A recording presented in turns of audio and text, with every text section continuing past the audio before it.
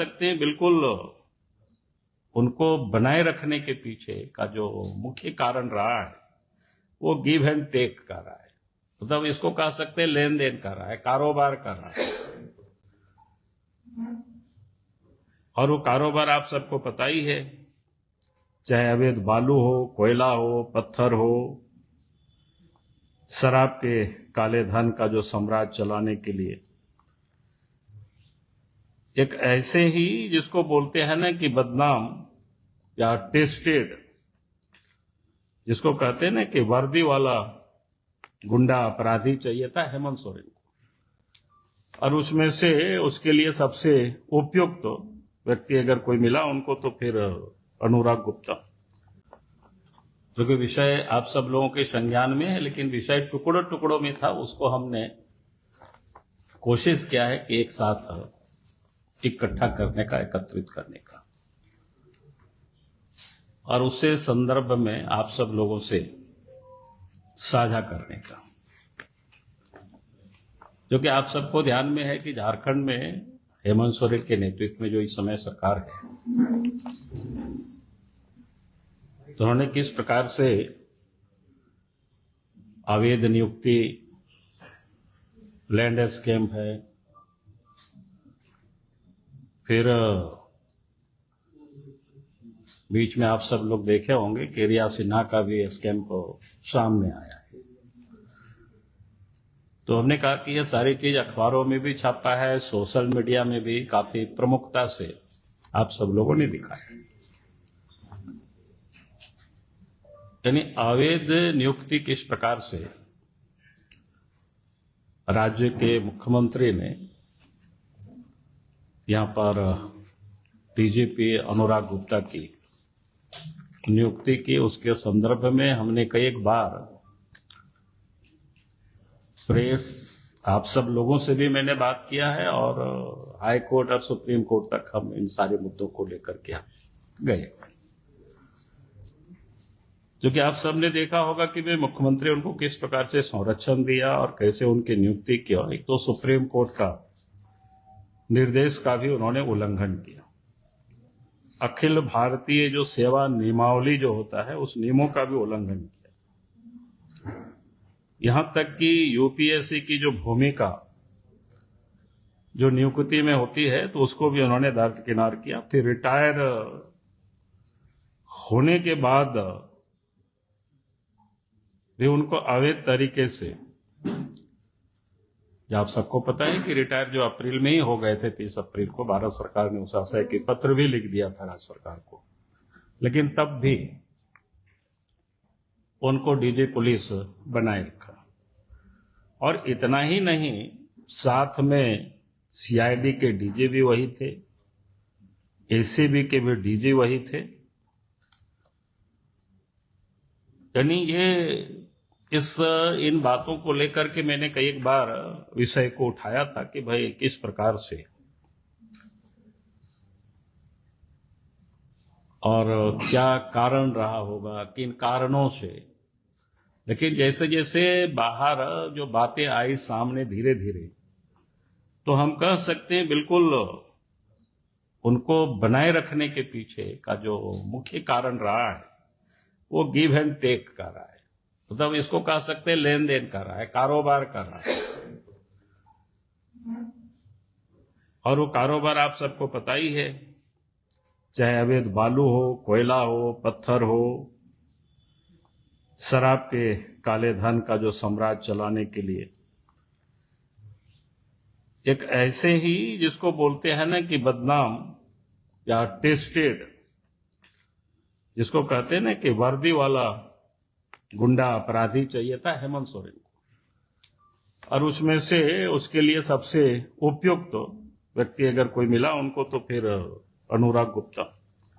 मैंने टेस्टेड इसलिए बता रहा हूं कि इससे पहले बिहार में भी उनके ऊपर, जब वो एसपी हुआ करते थे, तो गया क्या बोलते हैं, मगध यूनिवर्सिटी में डिग्री घोटाला, अभी भी मामला चल रहा है, केस पड़ा हुआ है, आप सब लोग उसको खोजबीन कर सकते हो।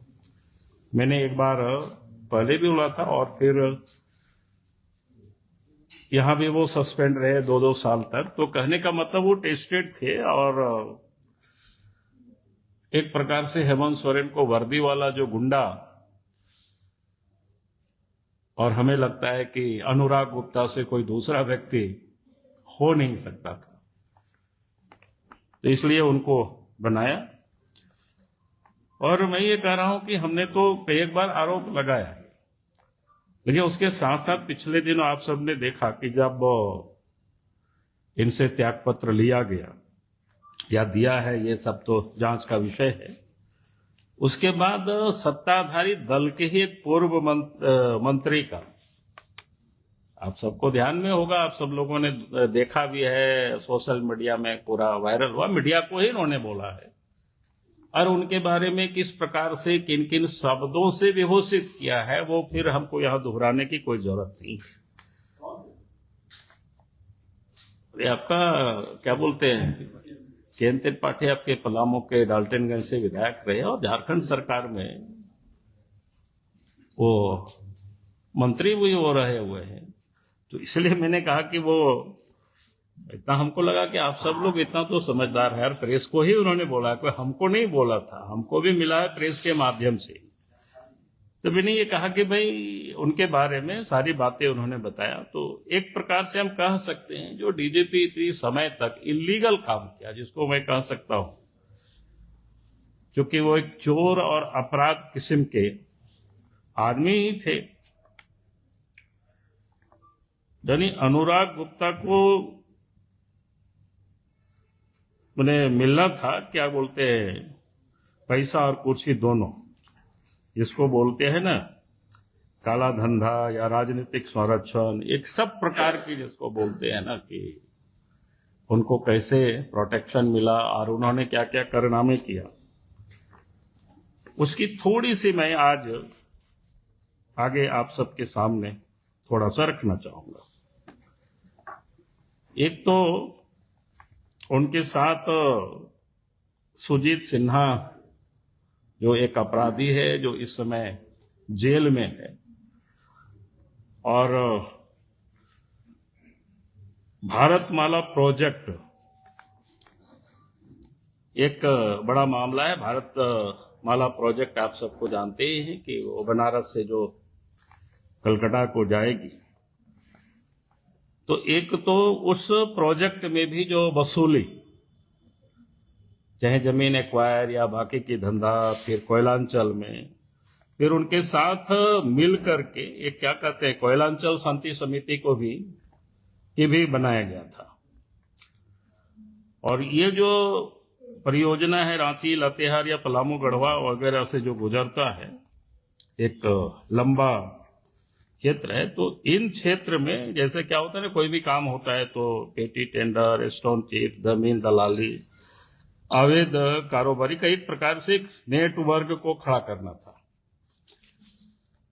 और इस प्रोजेक्ट की अगर कोई यहां से वहां तक, जितना हमने कहा कि ये जो कोयलांचल में शांति सेना, फिर इस प्रोजेक्ट में या और जहां कहीं भी चिप्स है, जमीन है, जितना चीज का जो दलाली है, यानी उसको अपने नियंत्रण में करने के लिए एक प्रकार से डीजी पुलिस ने सुजीत सिन्हा को उन्होंने चुना। और जानकारी तो यहां तक मिलती है, चर्चाएं यहां तक है कि उनमें 40% के हिस्सा अनुराग गुप्ता का हुआ करता था। और इस वर्चस्व को बनाए रखने के लिए आप सब लोगों ने पिछले दिनों भी सुना है, मामला हाईकोर्ट भी चल रहा है, उसको भी हमने समझने की कोशिश किया कि फिर चूंकि वहां कोई दूसरा और नहीं खड़ा हो, तो अमन साहू का भी इनकाउंटर, उससे एक मामला जुड़ा हुआ है। क्योंकि पिछले दिनों जब सुजीत सिन्हा की पत्नी रिया सिन्हा की गिरफ्तारी की गई, तो पुलिस को उसके फोन में अनुराग गुप्ता, रिया सिन्हा के बीच जो चैटिंग हुआ है, वो काफी कुछ जानकारियां मिली है। अब ये सब तो जांच का आगे विषय है। जो मेरे पास जितनी जानकारी जो हमें मिली है, जिस ढंग से यहाँ ऑपरेट कर रहे थे एक अवैध तरीके से जो पुलिस ऑफिसर राज्य के सर्वोच्च पद पर बिठा करके और उस चेट में अमन साहू के इनकाउंटर के लिए पैसों का लेन देन और रंगदारी वसूलों का हिसाब किताब भी संभवतः दर्ज है। और चेट से साबित होता है कि वास्तव में जो कोयलांचल के शांति सेना का जो असली किंग पिन जिसको कह सकते हैं, माने उसके पूरा जिसको संचालन या मास्टरमाइंड कह सकते हैं इसको, वो अनुराग गुप्ता ही रहे हैं, ऐसा मेरा मानना है।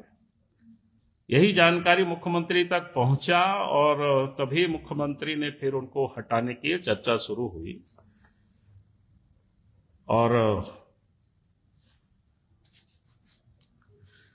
मैं इतना कहूंगा कि इस कारण से मात्र उनको हटाया गया ऐसा भी नहीं है। जो जानकारियां जो मिल रही है, जो इसमें से मोटी रकम की लेन देन जो होती थी उसमें से जो हिस्सा पर्याप्त मुख्यमंत्री के यहां तक पहुंचना चाहिए था, संभवतः वो ठीक से नहीं पहुंच पाया। ये लेन देन की उनके सामने ये झगड़ा हुई और अंततोगत्वा उनको फिर वो हिस्सेदारी को लेकर के, जिसको कहते हैं ना अपराधियों के बीच में जो गैंगवार होता है, कहीं आप सब लोग सुने होंगे, तो फिर उनको हटाना पड़ा। क्योंकि पिछले दिनों, और ये बड़ा मामला है, कोई सामान्य घटना नहीं है, पिछले दिनों जो रिया सिन्हा से जो पूछताछ हुई है, उन्होंने शायद स्वीकार किया है कि सुजीत सिन्हा वो जेल से ही रंगदारी मांग करते थे और उनके साथ जिस अपराधी प्रिंस खान का जो नाम चलता है, उन लोगों के साथ भी इन लोगों ने सांठगांठ, यानी एक कह सकते हैं आप देश से विदेश तक ये सारे लिंक ये लोगों के जुड़ा हुआ है। 13 अक्टूबर 25 को तो पुलिस ने रिया सिन्हा को गिरफ्तार करके जेल भेजा है और उनके पास जो मिला है वो 3 पिस्टल, 7 मैगजीन, 13 जिंदा गोलियां, एक कार, मोबाइल बरामद किए गए। जांच में यह भी सामने आया कि पाकिस्तान से ड्रोन के जरिए 21 विदेशी हथियार झारखंड मंगवाए गए। ये बड़ा गंभीर मामला है। ये सारी चीजें आया हुआ है, कोई मैं ऐसी आज आपके सामने बोल रहा हूं ऐसा नहीं है, पहले ही सब चीज आया हुआ है। अब सुजीत सिन्हा और विदेश में बैठे जो गैंगस्टर है प्रिंस खान ने मिल करके खतरनाक, जिसको कहते हैं ना, गठजोड़ बनाया है। और इस कारण से आज झारखंड में, चाहे वो रांची हो, धनबाद हो, बोकारो हो, जमशेदपुर हो, व्यवसायियों को क्या कहते हैं, उसको एक्सटॉर्शन किया जाता है, उसे पैसे मांगे जाते हैं तो जान से मार देंगे, गोलियां भी चलती है। ये किसी से छुपा हुआ नहीं है, सब आम बातें हैं। यानी किस प्रकार से ये गठजोड़ लोगों ने बना रखे थे और ये पाकिस्तान से ड्रोन के जरिए, मोगा पंजाब में कोई जगह है, उसके रास्ते से या देश भर में ये कारोबारियों को वसूली करना, बाकी ये सब करना, तो ये सब बड़ा गंभीर मामला है। अब चूंकि सीआईडी के वो डीजी वही थे, उसके प्रमुख भी वही थे, तो सीआईडी और एसीबी दोनों के वो प्रमुख थे, तो इसमें भी बड़ी तादाद में लूट होता था। यानी सीआईडी में जमीन की जांच के लिए जैसे एसआईटी जांच दल बनाया गया था, तो एसआईटी में गुमनाम कोई याचिकाएं मंगाई जाती थी, यानी कहीं कोई पता है कि इस प्रकार के कुछ हो रहा है, फिर उनको स्वतः संज्ञान ले करके फाइल खोलना, फिर उनको भी एक प्रकार से एक्सटॉर्शन ही करना, पैसा वसूलना। यानी ये एक बड़ा, जिसको बोलते हैं ना, काम चलते रहा। एसपी उसमें से दीपक कुमार इस लूट में उनका दाहिना हाथ बना और अमर पांडे डीएसपी भी इसमें साथ थे। इन सबों के साथ लोगों को जम करके लूटा, एक्सटॉर्शन किया, गुमनाम पिटीशन के नाम पर लोगों को तंग किया और भारी वसूली हुई है। और इस लूटने वाला सीआईडी टीम इतनी बेलगाम और रेस था कि मुख्यमंत्री से जुड़े कई लोगों तक जो जानकारी मिली, बाद में जो इतनी बढ़ा, एक तो हिस्सेदारी को लेकर के थोड़ी झगड़ा हुआ और दूसरा एक मुख्यमंत्री के करीबी लोगों के यहां तक भी वसूली मेले लग गए। तो कहने का अर्थ है कि कई एक प्रकार के, तो अब इस प्रकार की जब घटनाएं होती है तो फिर जो होना था वही हुआ है। तो ये सब आप सबके ध्यान में मैंने लाया। तो और मैं इस विषय को हम यहीं तक नहीं छोड़ने वाले हैं, क्योंकि हम इस सारे मामलों को लेकर के हम एनआई को भी हम पत्र लिखेंगे। एनआई को इसलिए पत्र लिखेंगे क्योंकि अपराध गैंग से इंटरनेशनल, कहाँ पंजाब से के रास्ते पाकिस्तान से हथियार मंगाना, और एक गैंगस्टर एक विदेश से भी, और इसे सांठगांठ। तो मैं नहीं समझता हूं कि इतना बड़ा मामला कोई झारखंड के कोई पुलिस और बाकी कोई जांच करके तह तक पहुंच पाएंगे, तो शायद ये संभव नहीं। तो हम इस सारे विषय को, ताकि उसकी जांच हो एनआई से, जिसे पूर्व जो डीजीपी ये जो अनुराग गुप्ता और गैंगस्टर सुजीत सिन्हा के बीच का संबंध क्या रहा है, कोयलांचल शांति समिति के गठन में अनुराग गुप्ता की भूमिका क्या रही है, अनुराग गुप्ता और रिया सिन्हा के बीच हुई बातचीत को दबाने की कोशिश क्यों की गई, उसमें आखिर ऐसा क्या था। अमन साहू कथित इनकाउंटर में अनुराग गुप्ता और सुजीत सिन्हा नेक्सस की क्या भूमिका थी, क्या मुख्यमंत्री को इस पूरे सुजीत सिन्हा अनुराग गुप्ता गठजोड़ की जानकारी थी। हम एनआई को अलग से इसके बारे में पत्र लिख करके और इन 5 बिंदुओं पर हम एनआई से जांच की हम मांग करेंगे। क्योंकि विषय काफी है, इसलिए आज मैंने सोचा कि एक पार्ट है, भ्रष्टाचार की काफी लंबी कहानी है। 2-4 दिन जब बाकी भीड़ भाड़ से आप लोग बचेंगे तो मैं एक दिन फिर बुला करके शेष जो पार्ट है मैं उस पर आप सब लोगों से फिर से मैं बात करूंगा। चलिए, बहुत बहुत धन्यवाद। सब्सक्राइब कीजिए ट्राइबल इंडिया टीवी को और लेटेस्ट अपडेट के लिए बेल आइकन क्लिक कीजिए। धन्यवाद।